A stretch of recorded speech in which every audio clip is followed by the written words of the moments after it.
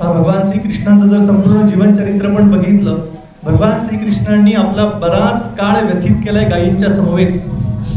गायींच्या समवेत ते राहिले, गायींच्या अनेक लीला केलेल्या आहेत. वृंदावन, मथुरा या ठिकाणी केवळ भगवान श्रीकृष्ण हे गायींच्या समवेत राहिलेले आहेत.